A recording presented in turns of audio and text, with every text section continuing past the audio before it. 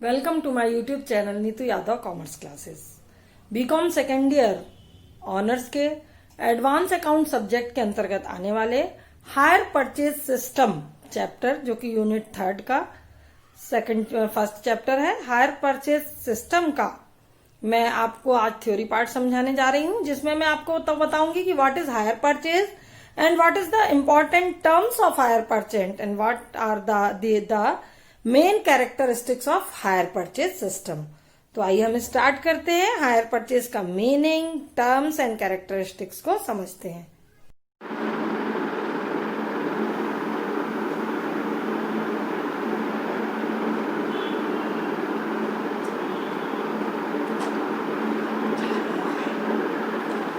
Hire purchase account, ठीक है।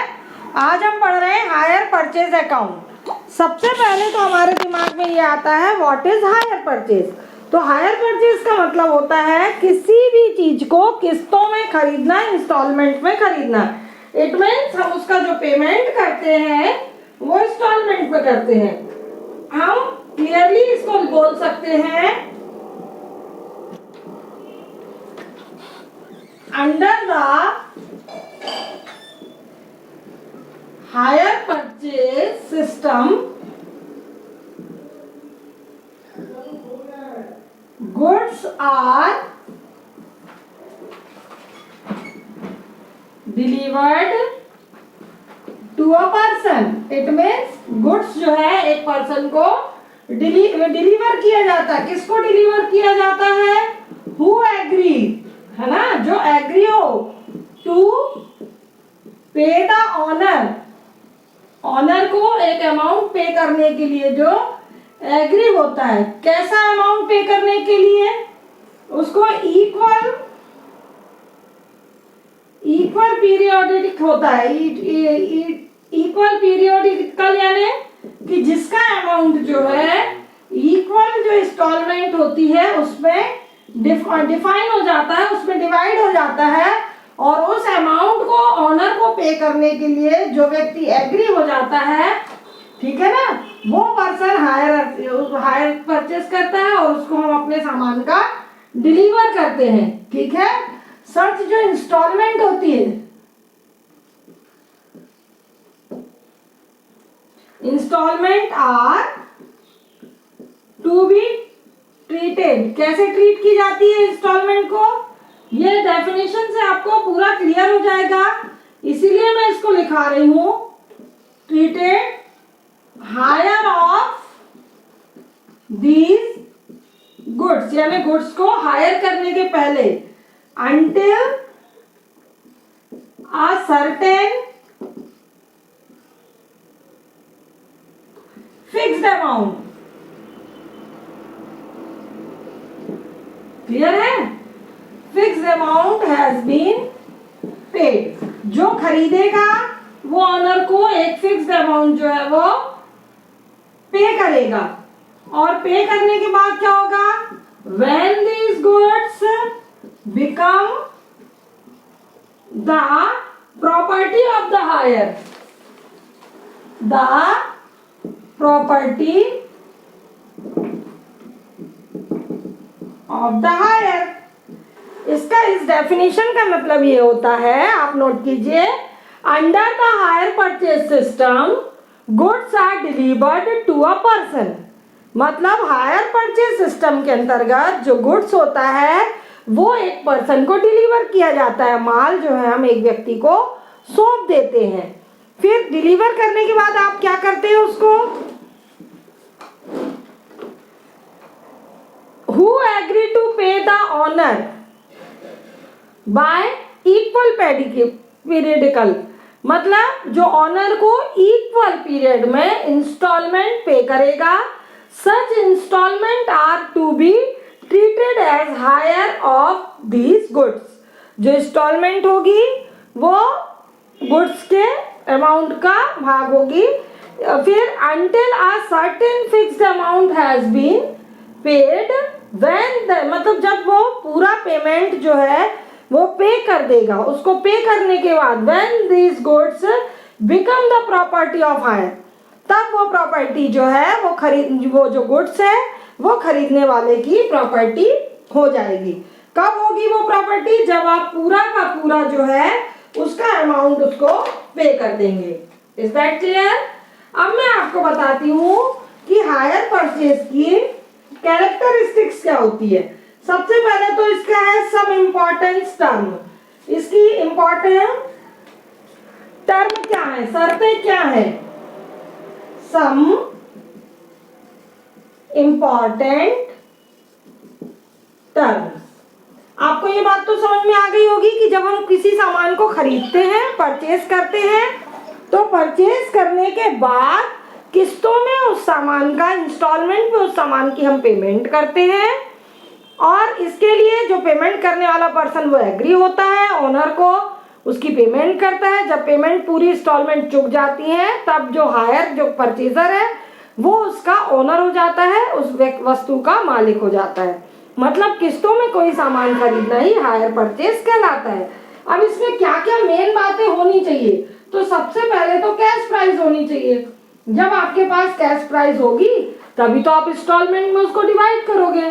दूसरा फिर उसका सिस्टम क्या है कि हायर परचेज प्राइस होनी चाहिए। Higher purchase price, what is the meaning of hire purchase price? It is the total amount which the hire purchaser is liable to pay for taking the ownership of goods and assets. This amount including interest is the always higher than the cash price amount. It means ये कि आप जब cash में कोई चीज खरीदते हो ना, तो आपको सिर्फ उसका पेमेंट करना पड़ता है, इंस्टॉलमेंट नहीं करनी पड़ती। और जब आप इंस्टॉलमेंट में खरीदते हो ना, तो उसमें आपके जो प्रॉपर्टी है उसके सामान के साथ साथ क्या होता है कि सामान के साथ साथ उसका इंटरेस्ट भी जुड़ जाता है। इसलिए वो जो अमाउंट है वो हायर हो जाता है, ऊंचा हो जाता है, ज्यादा हो जाता है। तो इसीलिए इसमें जो अमाउंट होगा वो आपके कैश के अकॉर्डिंग, कैश में आप कोई चीज खरीदोगे उसके अकॉर्डिंग, जब आप किस्तों में खरीदोगे तो उसका हायर परचेज अमाउंट जो है वो ज्यादा होगा। तो मतलब इट मीन्स सेकंड जो इसकी इंपॉर्टेंट क्या है, टर्म्स, शर्त जो है वो है hire purchase price. And third one is instalment. Third one is क्या है? इंस्टॉलमेंट। मतलब इसमें क्या होती है, इंस्टॉलमेंट होना पक्का है। अगर आपने कोई चीज इंस्टॉलमेंट में खरीदी है तो वो हायर परचेज है। यदि आपने कोई चीज कैश में खरीद ली है तो वो हायर परचेज के अंतर्गत नहीं आएगी। इट मीन्स हायर परचेज होने के लिए 3 बातों को ध्यान रखा जाता है। फर्स्ट है हमारा कैश प्राइस, मतलब जो भी प्रॉपर्टी आप सोल्ड कर रहे हो या परचेज कर रहे हो उसका एक पर्टिकुलर कैश प्राइस होता है। सेकंड है हमारा higher purchase price. It means अगर आप कैश में कोई चीज खरीदते हो तो वो कम की मिलती है, और जब आप उसको इंस्टॉलमेंट में खरीदते हो तो उसमें इंटरेस्ट भी जुड़ जाता है, क्रेडिट का इंटरेस्ट जुड़ता है, लोन एज ए लोन हम बोल सकते हैं। तो उसका इंटरेस्ट जुड़ने के कारण जो प्राइस है वो कैसा हो जाता है, हायर हो जाता है। और थर्ड हमारा जो इम्पोर्टेंट टर्म्स है, इम्पोर्टेंट इसकी जो टर्म्स है वो है इंस्टॉलमेंट, यानी हायर परचेज सिस्टम में इंस्टॉलमेंट का होना जरूरी होता है। तो there are 3 important terms of hire purchase: cash price, hire purchase price and instalment. अब हम आपको बताते हैं कैरेक्टरिस्टिक्स ऑफ हायर परचेज। ठीक है, कैरेक्टरिस्टिक्स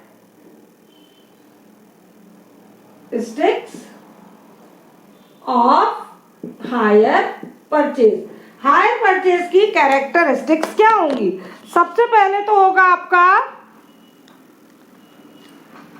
सबसे पहली जो कैरेक्टरिस्टिक होगी वो होगी आपकी परचेज इज क्रेडिट परचेज। आपका जो भी परचेज होगा तो वो क्या होगा, परचेज इज क्रेडिट परचेज। आपका जो भी परचेज होगा वो कैसा होगा, क्रेडिट होगा, उधार होगा। यदि आप कैश में कोई चीज ले रहे हो, कैश में कोई चीज खरीद रहे हो तो वो हायर परचेज के अंतर्गत नहीं आएगी। तो इसकी पहली कैरेक्टरिस्टिक्स है परचेज इज क्रेडिट परचेज, यानी क्रय जो है वो उधार क्रय होना चाहिए, उधार की खरीदी होना चाहिए। क्लियर है? सेकंड है हमारा purchase price is paid in instalment. Second क्या है आपकी इसकी characteristic, purchase price is paid to instalment, paid in instalment, मतलब परचेज प्राइस जो है वो इंस्टॉलमेंट में पेड होनी चाहिए। जो आपका क्रय मूल्य है वो किस्तों में भुगतान किया जाना चाहिए। मतलब हम यदि हायर परचेज की कैरेक्टरिस्टिक को देखते हैं तो हमारी कैरेक्टरिस्टिक जो है, इसकी विशेषता जो है, पहली तो ये है कि परचेज इज क्रेडिट परचेज, यानी जो भी खरीदा है वो उधार में खरीदो। सेकंड इसकी कैरेक्टरिस्टिक है purchase price is paid in instalment, जो भी परचेज प्राइस है वो इंस्टॉलमेंट में पे किया जाएगा, कैश में नहीं। ठीक है। और थर्ड है goods are delivered to the buyer. देखिए इसमें क्या होता है, आप पूरी किस्तों की रास्ता नहीं देखोगे कि जब पूरे इंस्टॉलमेंट चुक जाए तब हम खरीदने वाले को देंगे, क्योंकि जब भी वो उसका मालिक होगा, है ना। देखिए एक बात बताती हूँ मैं, कार वगैरह आपने देखा होगा इंस्टॉलमेंट में खरीदी जाती है ना। तो जैसे ही कार खरीदने के बाद वो कार किसको मिल जाती है, कार जिसने परचेज की, बायर, ठीक है ना, तो उसको मिल जाती है। फिर उसके बाद वो इंस्टॉलमेंट में क्या करता है, पेमेंट करता रहता है। बाई चांस यदि वो पेमेंट नहीं करता तो आपने देखा होगा कि कार कंपनी या बैंक जिससे भी कार उठाई हो वो उस कार को वापस ले जाते हैं। वो वापस इसलिए ले जाते हैं कि जब तक आपने इंस्टॉलमेंट पे नहीं की तब तक आप ओनली बायर हो, उसके खरीदार हो, मालिक नहीं हो। मालिक कब बनोगे, जब आपकी इंस्टॉलमेंट पूरी हो जाएगी। तो यदि कोई इंस्टॉलमेंट नहीं चुकाता तो उससे कार वापस ले ली जाती है, कोई भी प्रॉपर्टी वापस ले ली जाती है, और वो उसको रोक नहीं पाता, उसको वापस करना ही पड़ता है। इसलिए वापस करना पड़ता है क्योंकि वो उसका परचेजर है, बायर है, उसका मालिक नहीं है ना। मालिक कब होता है कोई, जब उसकी इंस्टॉलमेंट पूरी पे हो जाए तब वो मालिक बनता है। तो इसके लिए हमारी जो थर्ड कैरेक्टरिस्टिक्स है जरा ध्यान से देखिए, goods are delivered to the buyers, goods are delivered to the buyer. अब आपको समझ में आ गया कि बाय करना यानी खरीदना, ब्रॉड करना। जिसने खरीदी उसको गुड्स दे दिया जाता है, पर वो गुड्स का ओनर नहीं होता, गुड्स का मालिक नहीं होता। मालिक कब होगा, जब उसकी इंस्टॉलमेंट पूरी पे हो जाएंगी तभी वो मालिक बन सकता है ना। फिर हमारा है buyer has a right to use this goods, और बायर को क्या हो जाएगा, मालिक नहीं है तो भी वो उस गुड्स को यूज कर सकता है। Buyer has a right, buyer को ये राइट होता है, बायर को ये राइट होता है टू यूज द गुड्स, मतलब वो माल को यूज कर सकता है। मैंने बताया ना, जैसे आपने कार खरीदी तो कार आप ले लो, आप यूज करो और किस्त देते रहो, पर यदि किस्त नहीं दोगे तो कार का जो असली मालिक कंपनी है वो कार को उठा के ले जाएगी, है ना। तो बायर यूज कर सकता है, पर वो ऑनर कब बनेगा, जब वो पूरी इंस्टॉलमेंट पे कर देगा। जिस दिन पूरी इंस्टॉलमेंट पे हो जाएगी उस दिन उसके कार से कोई मतलब नहीं, कोई दूसरा आपसे ले भी नहीं सकता। तो बायर ले सकता है और उसको यूज भी कर सकता है, पर उसका ओनर कब बनेगा, जब वो पूरी तरह से उसकी किस्तों को चुका दे। फिर इसके बाद है seller remains the owner of the goods up to the time to payment of the last instalment, है ना। सेलर जो है वो क्या करता है, सेलर क्या करता है, रिमाइंड कराता है, मतलब आपने जब तक लास्ट किस्त नहीं चुकाई है, seller remains the owner of the goods, the owner of the goods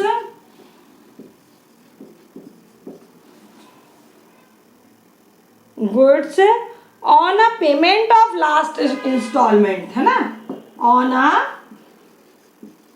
payment on last instalment, मतलब लास्ट इंस्टॉलमेंट तक वो गुड्स की पेमेंट के लिए, पेमेंट ऑफ लास्ट इंस्टॉलमेंट तक वो पेमेंट के लिए सेलर जो है वो उसको रिमाइंडर भेजता रहेगा, याद कराता रहेगा कि आपको लास्ट किस्त तक पैसा चुकाना है। फिर hirer has a right to terminate agreement at any time. ठीक है, इसका मतलब क्या होता है कि hirer has a right, hirer के पास ये राइट होता है।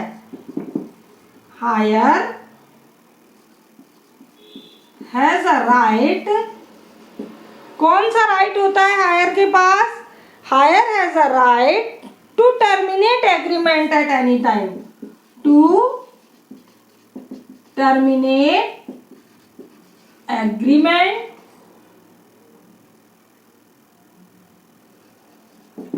Any time.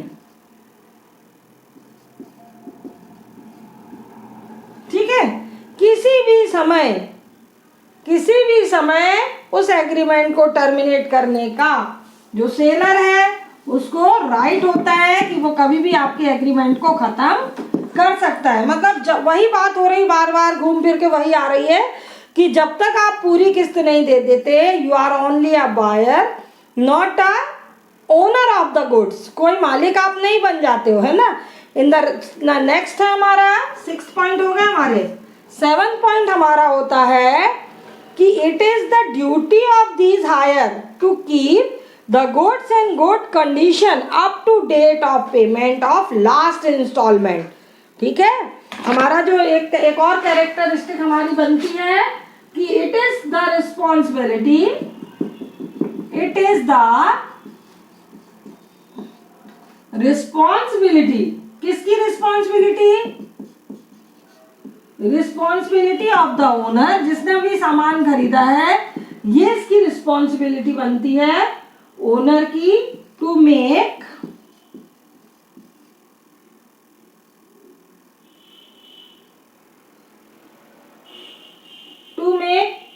Repair,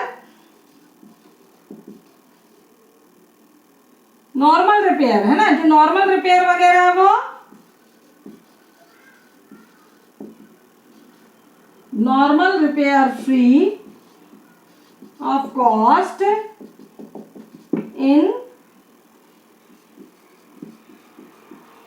these goods up to the date of last installment। मतलब यहाँ पर जो मालिक है, जो ओनर है, जो बेचा है जिसने, उसकी रिस्पॉन्सिबिलिटी बनती है कि छोटी मोटी रिपेयर वो लास्ट पेमेंट तक करता रहेगा उसकी। ठीक है, जो भी प्रॉपर्टी हमने दी है उसमें यदि छोटी मोटी रिपेयर की कंडीशन आती है तो वो मालिक का फर्ज है, बेचने वाले का फर्ज है कि वो रिपेयरिंग वो उसको प्रोवाइड कराता रहे। ठीक है, अब ये तो मालिक की ड्यूटी हो गई। अब इसके बाद हम देखें कि ड्यूटी किसकी? हायर की, जिसने खरीदा है उसकी ड्यूटी क्या है? तो it is the duty of hirer to keep the goods, जो भी उसका गुड्स है, keep the goods in good condition, in good condition, जो भी सामान है उसको गुड कंडीशन में रखे। कब तक रखे? Up to date of last instalment, है ना, up to date of last instalment. Last instalment तक जो गुड्स है उसकी कंडीशन को वो अच्छा रखे। ये बायर की, खरीदने वाले की ड्यूटी बनती है। क्लियर है? तो मैं आपको बताई हूं characteristics of hire purchase. Hire purchase की कैरेक्टरिस्टिक्स क्या होती है? तो फर्स्ट कैरेक्टरिस्टिक्स है परचेज इज क्रेडिट परचेज, जो भी खरीदा जाएगा वो उधार में खरीदा जाएगा। The second characteristic is purchase price is paid in instalment, जो भी परचेज प्राइस है वो इंस्टॉलमेंट में पे की जाएगी। The third characteristic is goods are delivered to the buyer, जिसने भी खरीदा है उसको गुड्स डिलीवर कर दिया जाएगा, दे दिया जाएगा। The fourth characteristic is buyer has right to use the good, खरीदने वाले को सामान को उपयोग करने का पूरा अधिकार होगा। फिर the next characteristic is seller remains the owner of the goods on a payment on the last instalment. जो सेलर है, जो बेचने वाला है, वो गुड्स के ओनर को आखिरी पेमेंट तक रिमाइंडर भेजने का अधिकार रखता है। वो बार बार याद दिलाएगा कि भैया पेमेंट करना है, पेमेंट करना है, पेमेंट करना है। The next characteristic is hirer has a right to terminate agreement any time. Hirer को ये राइट होगा कि किसी भी समय आपका एग्रीमेंट टर्मिनेट कर सकता है। The next is it is the responsibility to the owner to make normal repair free of cost in these goods up to the date of last instalment. ये बेचने वाले का कर्तव्य बनता है, ड्यूटी बनती है कि लास्ट इंस्टॉलमेंट तक जो भी परचेज की गई प्रॉपर्टी है उसकी छोटी मोटी रिपेयरिंग वो करा के दे, और वो भी फ्री ऑफ कॉस्ट। अब ये तो हो गई बेचने वाले की ड्यूटी। अब खरीदने वाले की ड्यूटी ये बनती है कि keep the goods in good condition up to the last instalment. Last instalment तक जो गुड्स है उसकी कंडीशन को वो अच्छा और बहुत अच्छा रखने की कोशिश करे। इट मीन्स हायर परचेज का मतलब होता है किस्तों में सामान खरीदना, और खरीदने वाला बायर ही कहलाएगा, क्रेता ही कहलाएगा। सामान का मालिक तब तक नहीं बन सकता जब तक कि लास्ट वो इंस्टॉलमेंट को वो पे ना कर दे। तो ये था हायर परचेज सिस्टम। उम्मीद करती हूँ आप सभी को बहुत अच्छे से समझ में आ गया।